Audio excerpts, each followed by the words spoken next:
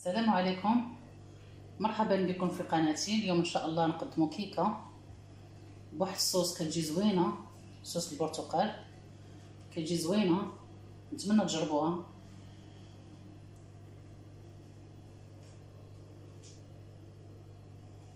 والان ندوزو للمقادير وطريقه التحضير. لعمل الكيك نحتاج الى 4 بيضات، 2 خمارات ديال 7 غرام خماره حمراء، قشور برتقاله، ياغورت بنكهه الفاني، 1 فلون بنكهه الفاني، كأس عصير البرتقال، كأس سكر حبيبات، كأس زيت، قبصة ملح، والدقيق حسب الخليط. والآن نمر للطريقة. في كأس الخلاط الكهربائي نضع البيض أولا. البيض بسم الله،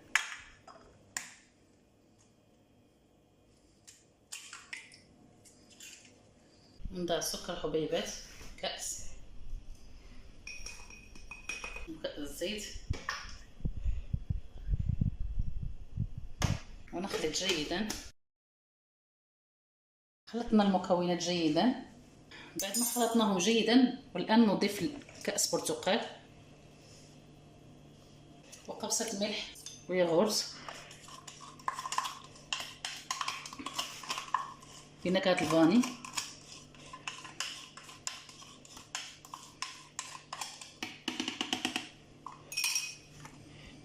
والفلون بنكهة الفاني كيعطيه مذاق زوين لهذا الكيك.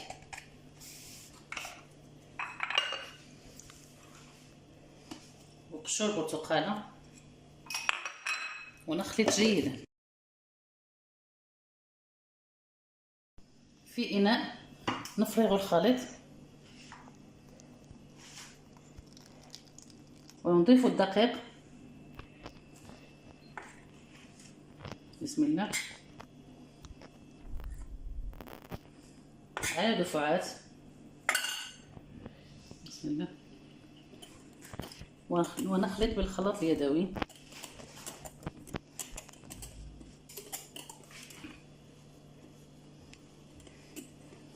ما نديروش الدقيق مره واحده، نديرو على دفعات.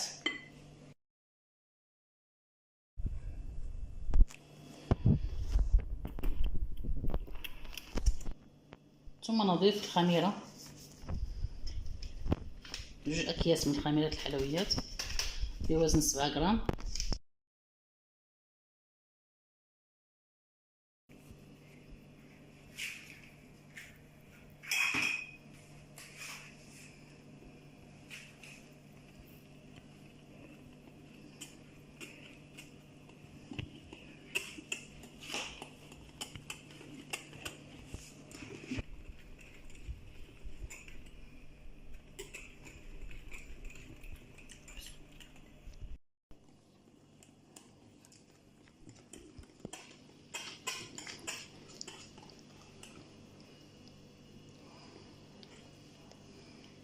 هذا هو القوام ديالو، كيف خاصو يكون الكيك.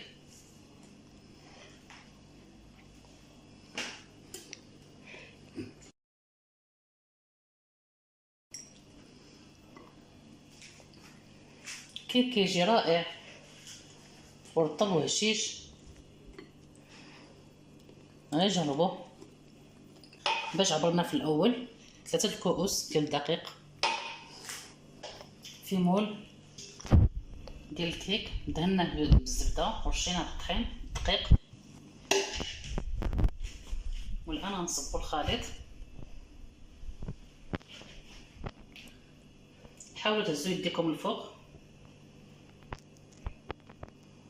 باش كيخرج منه الهواء وكيجي الكيك طالع.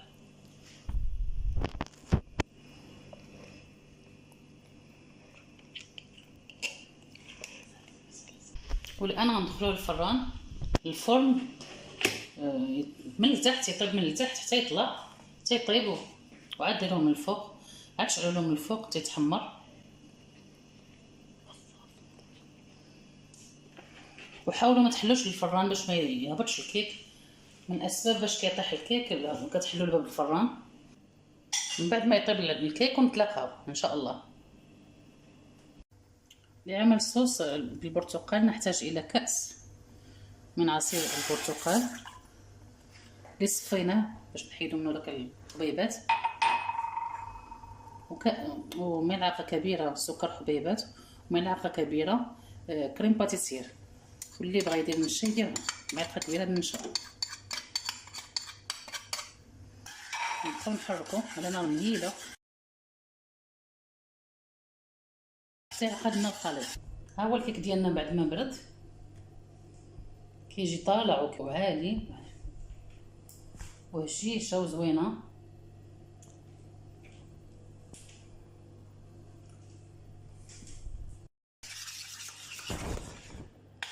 نذوقوها بلا صوص، ستكون سخونه والكيكه تبرد ولا صوص تكون سخونه.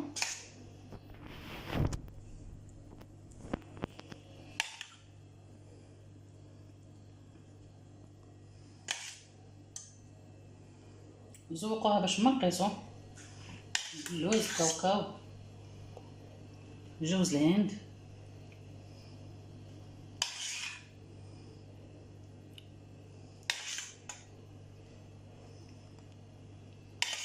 بهاد لاصوص كتجي رائعه.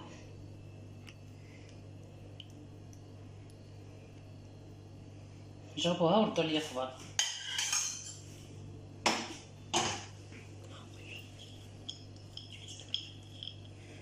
نزوق انا بشويه ديال الكركاع مهرمش.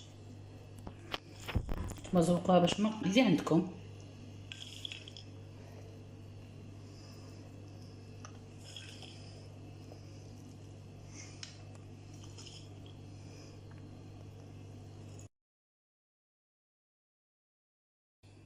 هذا هو شكل الكيكه، نتمنى تعجبكم وتجربوها.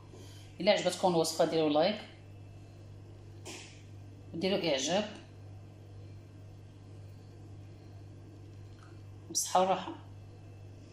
السلام عليكم.